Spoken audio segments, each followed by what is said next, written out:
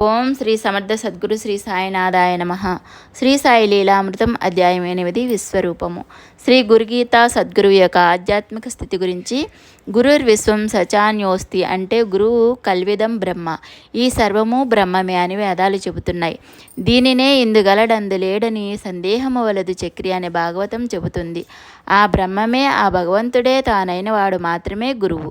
శ్రీకృష్ణుడు అర్జునునికి విశ్వరూపం దర్శనమిచ్చినట్లే రెండవ దత్తావతారమైన శ్రీ నరసింహ సరస్వతి స్వామి త్రివిక్రమ భారతి అనే సన్యాసికి కూడా ప్రసాదించారు. ఈ కాలంలో అజ్ఞులైన ప్రజలందరికీ స్థూలమైన అనుభవాల ద్వారా సర్వదేవతలు మహాత్ములు జీవులే కాక జడమని తలవబడే పూజా విగ్రహాలు పటాలు కూడా తమ రూపమేనని తెలిపిన వారు శ్రీ సాయి ఒక్కరేనేమో. షిరిడీలో ఒకనాటి మధ్యాహ్నం శ్రీమతి తార్కాడ్ వడ్డన చేస్తుంటే ఆకలిగొన్న కుక్క ఒకటి వచ్చి జాలిగా చూసింది. వెంటనే ఆమె ఒక రొట్టె వేస్తే ఎంతో ఆత్రంగా తిని వెళ్ళిపోయింది. నాటి సాయంత్రం మసీదులో సాయి ఆమెతో, తల్లి, నీవు పెట్టిన రొట్టెతో నా ఆకలి ప్రాణాలు కుదుటపడ్డాయి అన్నారు. ఆమె ఆశ్చర్యంతో, నేను మీకెప్పుడు అన్నం పెట్టాను అన్నది. మధ్యాహ్నం నీవు రొట్టె వేసిన కుక్కను నేనే. అన్ని జీవుల రూపాల్లోనూ నేనే ఎల్లప్పుడూ ఉంటాను. ఆకలి ఉన్న ప్రాణికి పెట్టాక నీవు తింటుండు, నీకెంతో మేలవుతుంది. మసీదులో కూర్చుని నేనెన్నడూ అబద్ధం చెప్పను అన్నారు బాబా. ఒకరోజు సాయంత్రం సాయి మసీదు ముంగిట ప్రహరీ కానుకొని నిల్చొని తాత్యా మొదలైన భక్తులతో మాట్లాడుతున్నారు. లక్ష్మీబాయి షిండే వచ్చి నమస్కరించగానే, అమ్మా, నాకెంతో ఆకలిగా ఉన్నది అన్నారు. ఆమె వెంటనే వెళ్ళి రొట్టెలు కూర చేసుకొచ్చింది. కానీ బాబా వాటిని పక్కనున్న కుక్కకు వేశారు. ఆమె చిన్నబుచ్చుకొని, మీకోసమని శ్రమపడి చేసుకొచ్చానే అన్నది. అప్పుడు బాబా, దాని ఆకలి తీరితే నా ఆకలి తీరినట్లే. దానికి నోరు లేకపోవచ్చును కానీ ఆత్మ ఉన్నది. ఆకలి కొన్న ప్రాణికి అన్నం పెడితే నాకు పెట్టినట్లే అన్నారు. నాటి నుండి రోజు అదే సమయానికి ఆమె నియమంగా జీవితాంతం బాబాకు రొట్టె సమర్పించింది. అందుకే తమ చివరి క్షణంలో సాయి ఆమెను అనుగ్రహించి 9 రూపాయలు ప్రసాదించారు. ఏటా కొన్ని నెలలు శ్రీమతి కాపర్దే షిరిడీలో ఉండి నిత్యము భోజనం బాబాకు నివేదించేది. ఆమె అప్పుడప్పుడు ఆయన్ను తన ఇంటికి భోజనానికి ఆహ్వానించేది. కొద్ది రోజులు ఆయన నవ్వి ఊరుకున్నారు. 2 సార్లు వస్తానన్నారు కానీ రాలేదు. ఆ తర్వాత రోజు ఆమె వంట చేస్తుంటే ఒక కుక్క వాసన బట్టి ఇంట్లో చొరబడింది. అది వంటకాలను తాకుతుందన్న తొందరలో ఆమె పొయ్యిలోని కట్టె తీసి దానిపై విసిరేసరికి ఆ కుక్క పారిపోయింది. తర్వాత ఆమె మసీదుకు నైవేద్యం తీసుకుపోగానే బాబా, నేను వస్తే మండుతున్న కట్టె నాపై విసురుతావా అన్నారు. మొదట ఆమె నివ్వెరపోయింది కానీ తర్వాత వాస్తవం తెలుసుకున్నది. ఉబ్బసంతో బాధపరించలేక హంసరాజ్ సతీ సమేతంగా షిరిడీలో కొద్ది కాలము ఉన్నాడు. బాబా కృప వలన వ్యాధి తగ్గింది కానీ సాయి అతనికి పుల్ల పెరుగు సుతరాము తినవద్దన్నారు. కానీ అతడు మూర్ఖించి భార్య చేత రోజు పాలు తోడు పెట్టించేవాడు. ఈ విషయం బాబాతో చెప్పనివ్వలేదు. అదేమి చిత్రమో కానీ రోజు ఆ ఇద్దరి హారతికి వెళ్ళి వచ్చేలోగా ఒక పిల్లి ఆ పెరుగు తాగిపోయేది. ఒకరోజు అతడు కోపంతో హారతికి కూడా వెళ్ళక పొంచి ఉండి పిల్లి వచ్చి పెరుగు తాకగానే కర్రతో కొడితే పారిపోయింది. తర్వాత అతడు మసీదుకి వెళ్ళగానే, బాబా, ఇక్కడ ఒక మూర్ఖుడు పుల్ల పెరుగు తిని చావాలని చూస్తున్నాడు, కానీ రోజు అతను తినకుండా చూస్తున్నాను. వాడు నన్ను ఈరోజు కర్రతో కొట్టాడు అన్నారు. సాయి ఒక వంక భక్తులను రక్షిస్తూ మరొక వంక వారి నుండి తిట్లు దెబ్బలు భరించవలసి వచ్చేది. ఒకసారి నానాసాహెబ్ డెంగ్లే రుచికరమైన వంటకాలు వెండి పళ్ళెంలో ఉంచి బాబాకు అర్పించాడు. ఆయన చప్పట్లు చరిచారు. వెంటనే ఒక నల్ల కుక్క వచ్చి వాటిని తింటోంది. అది చూసి అతడు మనసులో అసహ్యించుకున్నాడు. వెంటనే బాబా ఆ పళ్ళెం దూరంగా తోసేసి, దీన్ని నీవే తీసుకో, నాకొద్దు అన్నాడు. ఆ జీవిని అసహ్యించుకుంటే వారిని అసహ్యించుకున్నట్లే. ఒకసారి షిరిడీ వాస్తవ్యులకు ఒక కోడెదూడకు నొసట త్రిశూల ముద్ర వేసి శివుని పేర ఆబోతుగా విడిచారు. కొంతకాలానికి అది ఎదిగి పైర్లను పాడు చేస్తోంది. శివుని ఆబోతని ఎవరూ దాన్ని దండించేవారు కాదు.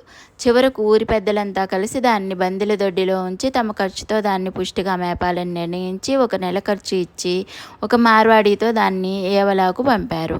సాయంత్రానికి అతడు షిరిడీ వచ్చి ఆ కార్యం నెరవేర్చానన్నాడు. మరుసటి రోజు తెల్లవారుజామున గ్రామంలో ఒక భక్తునికి సాయి 3 సార్లు స్వప్నంలో కనిపించి, నన్ను రహటాలో ఒక కసాయి ముంగిట్లో కట్టేశారు, వెంటనే వచ్చి విడిపించు అన్నారు. తెల్లవారాక అతడు ఆశ్చర్యంతో ఎవలా వెళ్ళి విచారిస్తే నిజంగానే మార్వాడి ఆబోతును 14 రూపాయలకు ఒక కసాయికి అమ్మివేసినట్లు తెలిసింది. అప్పుడు అతడు దాన్ని విడిపించి బందెల దొడ్లో అప్పగించి షిరిడీ వచ్చి గ్రామ పెద్దలకు ఫిర్యాదు చేశాడు. పెద్దలు మార్వాడికి శిక్ష విధించారు. ఒకరోజు సాయి పోలీలు కావాలంటే నానా చందోర్కర్ స్వయంగా వండి వాటిని నివేదించాడు. సాయి వాటిని తాకనైనా తాకకుండా కూర్చున్నాడు. వాటి మీద ఈగలు చీమలు చేరాయి. అప్పుడు సాయి నానాతో, నేను ఆరగించాను, నువ్వు తీసుకో అన్నారు. నానా ఎంతో నిరుత్సాహపడి అలిగి అన్నం కూడా తినకుండా చావట్లో పడుకున్నాడు. సాయి అతన్ని పిలిపించి, నానా, 18 సంవత్సరాలు నా దగ్గరుండి నీవు గ్రహించినది ఇదేనా? ఆ చీమలు ఈగల రూపంలో నేనే ఆరగించాను, నీవు ప్రసాదం తీసుకో అన్నారు. వాటి రూపాల్లోనూ మీరే ఆరగించారని నాకు రుజువేమిటి అన్నారు నాన్న. బాబా వెంటనే ఒక భంగిమ చేశారు. తనకు తప్ప మరెవ్వరికి తెలియని తన జీవిత రహస్యం బాబాకు తెలుసునని అతడు గ్రహించాడు.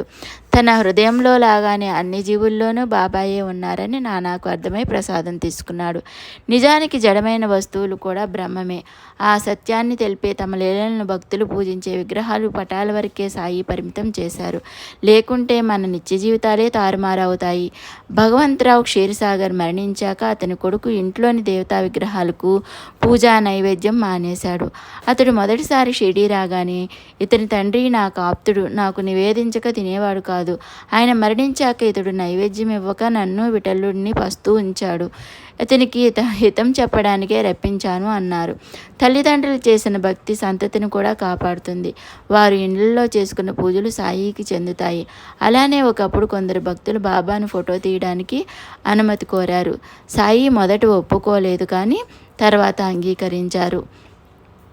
వారు పదే పదే అర్థిస్తుంటే అంగీకరించారు. ఫోటో తీశాక చూస్తే అందులో సాయి పాదాలు మాత్రమే కనిపించాయి.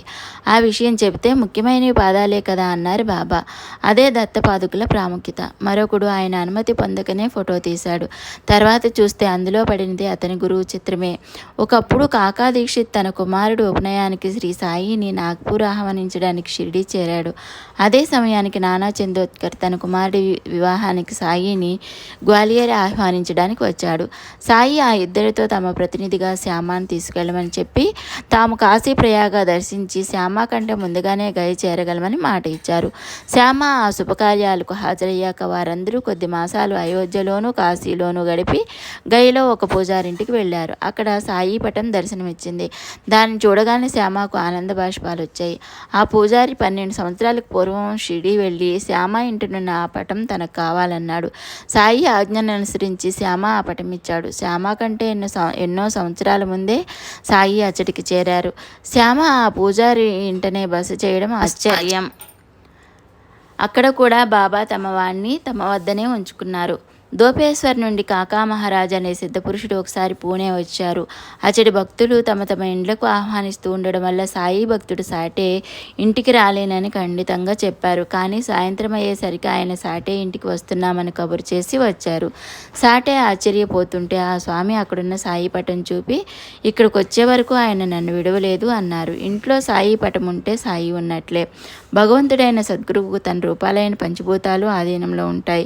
వేసవిలో ఒకనాడు ఎండ భరించలేక భక్తులంతా ఇళ్లకు వెళ్ళారు.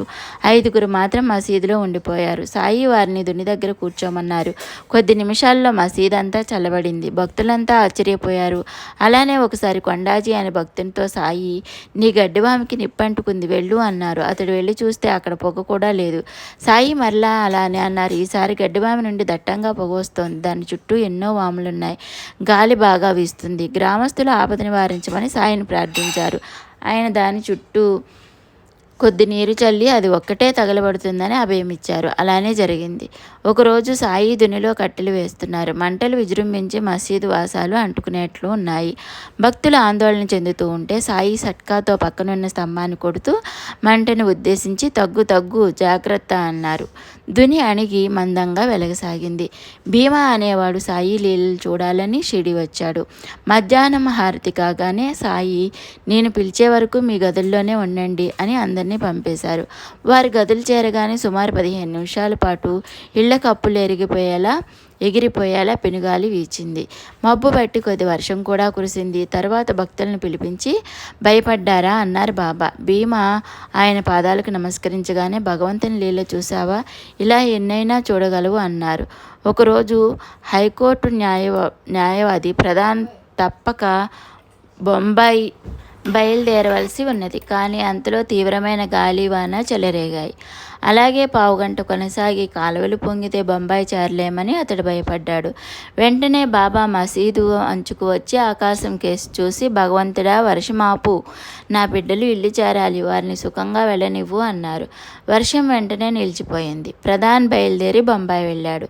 సద్గురువు సాక్షాత్తు భగవంతుడు, సర్వపుణ్య తీర్థాలు వారి పాదాల్లోనే ఉంటాయని గురుగీత చెబుతోంది.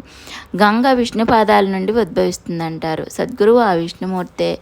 అయితే దాసగను తన హరికథల్లో సాయిని శ్రీహరిగా కీర్తించినా అతని హృదయంలో అట్టి విశ్వాసం దృఢపడలేదు. భక్తుడికి అట్టి విశ్వాసం ఇవ్వవలసినది కూడా సద్గురువే.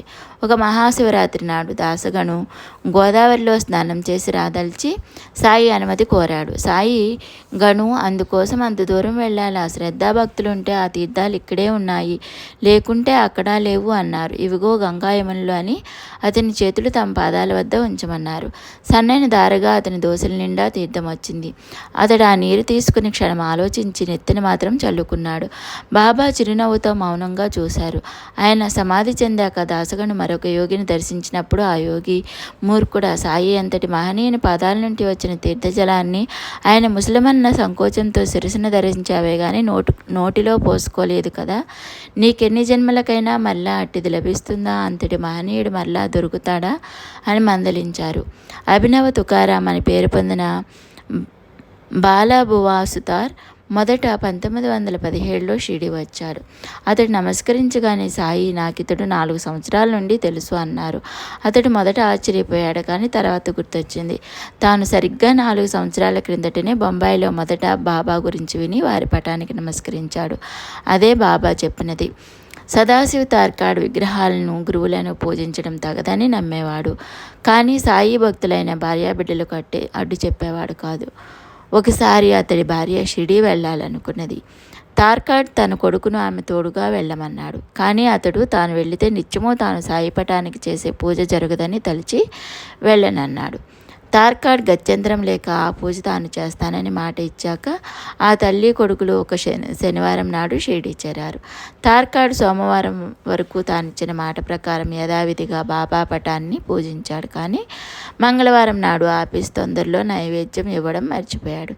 తర్వాత ఆ సంగతి తెలిసి బాబాకు తన తప్పుకు క్షమాపణ చెప్పమని షిరిడీకి జాబు వ్రాశాడు. సరిగా ఆ రోజు అదే సమయానికి శ్రీమతి తార్కాడ్తో సాయి, అమ్మా, ఆకలిస్తుంటే ఏమైనా పెడతారని మీ ఇంటికి వెళ్ళాను. పూజగది తలుపు తాళం వేసి ఉన్నది. నేను ఎలాగో లోపలికి ప్రవేశించాను. అక్కడ బాపు నాకు తినడానికి ఏమీ ఉంచలేదు. ఆకలితో తిరిగి వచ్చాను అన్నారు. ఆమెకేమీ అర్థం కాలేదు. కానీ తన ఇంట పూజ గురించి ఆందోళన చెందుతున్న ఆమె కొడుకుకు అర్థమైంది.